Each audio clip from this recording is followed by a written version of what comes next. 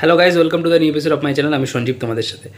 তো থাম্বনেলে যে সাবজেক্টটা দেখছো সেই সাবজেক্টটা নিয়ে তো কথা হবে, কিন্তু তার আগে আর একটা ছোটো আপডেট তোমাদের সঙ্গে দিয়ে দিই যে ফিল্মফেয়ার অ্যাওয়ার্ড ইস্ট কিন্তু খুব শীঘ্রই অনুষ্ঠিত হলে চলেছে, এবং যে সিনেমাগুলো বা যে অ্যাক্টর অ্যাক্ট্রেসরা নমিনেশন পেয়েছে তার কিন্তু লিস্ট অলরেডি বেরিয়ে গেছে। তো আমাদের মিঠুনদার মুভি সন্তান কিন্তু তিনটে ক্যাটাগরিতে নমিনেশন পেয়েছে। একটা হচ্ছে বেস্ট অ্যাক্টর মেল, যেটাতে মিঠুন চক্রবর্তী নমিনেশন পেয়েছে, আর একটা বেস্ট ফিল্ম যেটা সন্তান নমিনেশন পেয়েছে, একটা হচ্ছে বেস্ট অরিজিনাল স্টোরিতে নমিনেশন পেয়েছে। ঠিক আছে, তো লাস্ট 2022 সালে মিঠুন চক্রবর্তী প্রজাপতির জন্য বেস্ট অ্যাক্টর অ্যাওয়ার্ড ফিল্মফেয়ার পেয়েছিল। তারপরে 2023-এ best actor critics choice Filmfare award পেয়েছিল। তো আশা করা যায় এই লিস্টে যারা যারা আছে সেখানে মিঠুনদাকে কম্পিট করার মতো কেউই নেই। যদি মিঠুনদার সবথেকে স্ট্রংগেস্ট কম্পিউটার আমি ওখানে কাউকে ধরি, যদি মানে কম্পেয়ার করি, তাও সেটা হচ্ছে প্রসেন চট্টোপাধ্যায় অযোগ্যের জন্য রয়েছেন। তারপরে শিবপ্রসাদ আছে। তো যদি পলিটিক্স না হয় কোনো রকম তাহলে অবশ্যই এই অ্যাওয়ার্ডটা মিঠুনদারই পাচ্ছে। কিন্তু যদি পলিটিক্স হয় তাহলে দেখবেন হয়তো দেব পেয়ে যাচ্ছে অ্যাওয়ার্ডটা। বাট যদি দেব পেয়ে যায় তাহলে জানবেন এটা পুরো পলিটিক্স হচ্ছে এটাতে। কারণ দেব যদি পায় তাহলে অঙ্কুশেরও পাওয়া উচিত, তাহলে এবং ওখানে পারিয়ার জন্য বিক্রম চ্যাটার্জি আছে, তার অবশ্যই পাওয়া উচিত। ঠিক আছে, কারণ অনেক ভালো অভিনয় করেছে ওখানে। পারি একটা ডিফারেন্ট টাইপের সিনেমা ছিল। এবং আমি একটা জিনিস দেখে খুবই অবাক হয়ে গেছি, জিৎ, সুপারস্টার জিৎ বুমেরাংয়ের জন্য নট আ সিঙ্গেল নমিনেশন পায়নি, ইভেন রূপকিনী মৈত্রও পায়নি। তো বুঝতে পারছেন, আমি জানি না যে জিতের প্রতি কিসের এত বাংলা ইন্ডাস্ট্রির প্রবলেম যে তাকে কোনোভাবে কোনো রকম নমিনেশন দেয়নি। ভাবুন, একজন মেন স্ট্রিম সুপারস্টার, তার সিনেমার কোনো রকম কোনো নমিনেশন নেই। এদিকে খাদানের জন্য দেবকে বেস্ট অ্যাক্টরের জন্য নমিনেশন দিয়েছে। আমি দেখুন, দেবের প্রতি কোনো প্রবলেম নেই, অবশ্যই অঙ্কুশের কথা বলো, অঙ্কুশকে নমিনেশন দিয়ে দিয়েছে, কিন্তু আমাদের জিদ্দাকে দেয়নি। It's very sad. তো দেখা যাক, অ্যাওয়ার্ডটা যখন দেওয়া হবে তখন বোঝা যাবে যে অ্যাওয়ার্ডের মধ্যে পলিটিক্স আছে কি পলিটিক্স নেই। ঠিক আছে, তো এটা গেল ফার্স্ট আপডেটটা। এবার যে বিষয় নিয়ে কথা বলবো, যে আমরা প্রত্যেকেই জানি যে এসবিএফ কিছুদিন আগেই যে তাদের 1432 বাংলা সালের কী তাদের সিনেমা আসবে সেই সব সিনেমার একটা লিস্ট বের করেছে, যেখানে আমরা দেখেছি যে দেবের সিনেমা রয়েছে, শুভশ্রীর সিনেমা রয়েছে, প্লাস আপনার আবির আছে, একেন বাবুর সিনেমা রয়েছে, প্রসেন চট্টোপাধ্যায়ের কাকাবাবু রয়েছে, চিরঞ্জিতের সিনেমা রয়েছে, কোয়েলের সিনেমা আছে, অনেকের সিনেমা আছে। কিন্তু মিঠুন চক্রবর্তীর কোনো রকম কোনো সিনেমা কিন্তু 1432 বাংলা সালে কিন্তু এসবিএফের তরফ থেকে নেই, এই যে পুরো বছরটা এই বছরে নেই। তো এক্ষেত্রে অনেকে বলছে যে মিঠুন চক্রবর্তীকে এসবিএফ ব্রাত্য করে রেখে দিয়েছে বা ইগনোর করছে মিঠুন চক্রবর্তীকে, দেবকে সিনেমা দিয়ে দিচ্ছে কিন্তু মিঠুন চক্রবর্তীকে কোনো সিনেমা দিচ্ছে না। তাহলে কি মিঠুন চক্রবর্তীকে সত্যি ইগনোর করছে এসবিএফ? কী ব্যাপার? যে মিঠুন চক্রবর্তী 2023 সালে দাঁড়িয়ে প্রধান, ডাঙ্কি, সালারের মতো সিনেমার সামনে দাঁড়িয়ে এত বড় কাবুলিওয়ালা সুপারহিট দিল, বা পুরো এই 2024-এ যেখানে এসবিএফের কোনো একটা ভালো পপুলার সিনেমা আসেনি। ঠিক আছে না, এমন কোনো সিনেমা আসেনি যেটা এসবিএফ বলতে পারো যে আমাদের সিনেমা এসছে। ঠিক আছে, সেই জায়গায় ইভেন পুজোতে 20 বছরের রেকর্ড ভেঙে পুজোতে এসবিএফ কোনো সিনেমা রিলিজই করতে পারলো না। সেখানে মিঠুন চক্রবর্তী এসবিএফের ব্যানারে সন্তান নিয়ে এলো, যেটা সুপার ডুপার হিট হলো। ঠিক আছে, তো সেই মিঠুন চক্রবর্তীকে কি ব্রাত্য করে রাখলো এবারে এসবিএফ? তাহলে আমার এক কথায় সোজাসুজি উত্তর যে এই জিনিসটা যারা প্রচার করছে যে এসবিএফ মিঠুন চক্রবর্তীকে ব্রাত্য করে রেখেছে বা ইগনোর করছে, এটা কিন্তু সম্পূর্ণ ভুল। ইয়েস, এটা সম্পূর্ণ ভুল।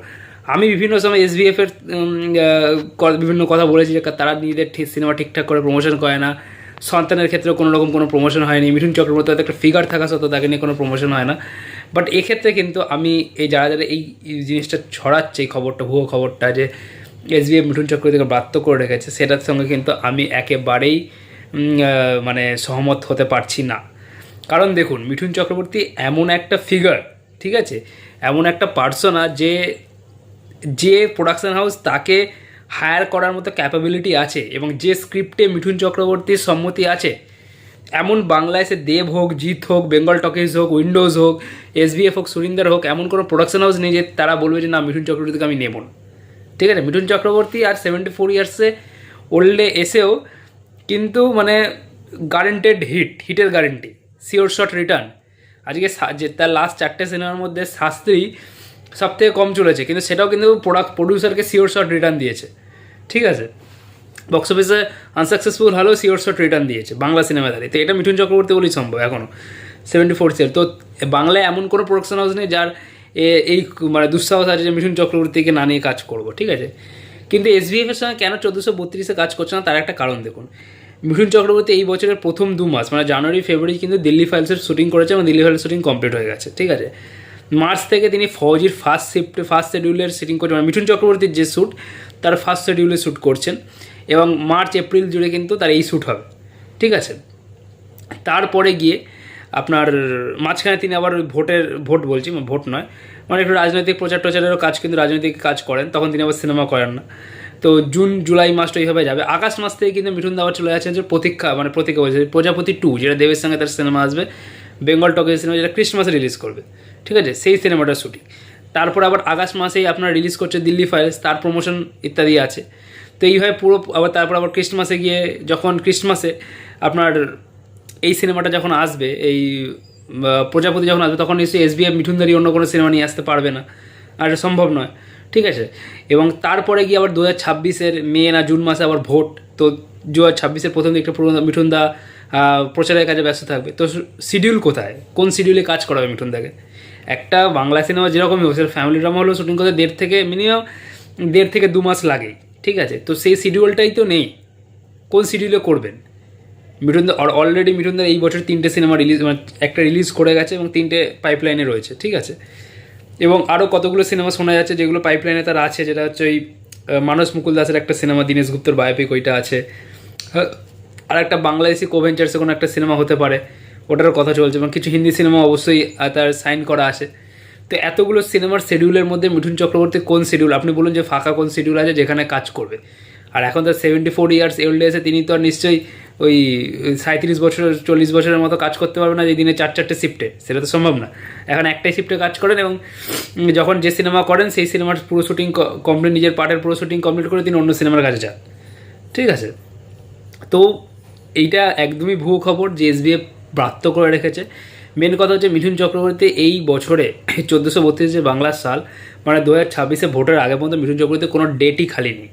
সেই জন্য এসবিএফ কিন্তু নিতে পারেনি এবার মিঠুন চক্রবর্তীকে। এবং আপনি হয়তো এটা দেখবেন, শিওরই দেখতে হবে যে 2026-এ কিন্তু মিঠুন চক্রবর্তীর কোনো একটা সিনেমাতে এসবিএফ নিচ্ছে এবং সেটা অ্যাকশন সিনেমাও হতে পারে। তো দেখা যাক কী হয়। তো এটাই তো আমাদের বলার ছিল যে এই যে পুরো খবরটা চলছে, এইসব খবরে কোনো ইয়ে নেই। এবং এসবিএফের সঙ্গে মিঠুনদার কিন্তু বরাবরই সম্পর্ক খুব ভালো। এসবিএফ যখনই মিঠুনদা বাংলায় কামব্যাক করেছে, এসবিএফ কিন্তু মিঠুনদাকে বড় বড় সিনেমা, ভালো ভালো সিনেমা দিয়েছে। আর মিঠুনদা এসবিএফের কোলাবোরেশনও খুব ভালো, ঠিক আছে, যখনই তারা সিনেমা আছে সুপারহিট ব্লকবাস্টার হয়েছে। তো এটাই আমার বলার ছিল যে এই ধরনের ভুয়ো খবরে কান দেবেন না। মিঠুনদার ডেট নেই, এই জন্যই সিনেমা মিঠুনদা নিয়ে আসতে পারছে না, ঠিক আছে। এসবিএফ মিঠুনদার সঙ্গে সিনেমা অ্যানাউন্স করেন, আগামী বছর হয়তো আমরা দেখতে পাবো। তো এটাই ছিল আজকের ভিডিও ভালো থাকলে অবশ্যই লাইক করে দেবেন, চ্যানেলটা সাবস্ক্রাইব করে দেবেন। Thank you.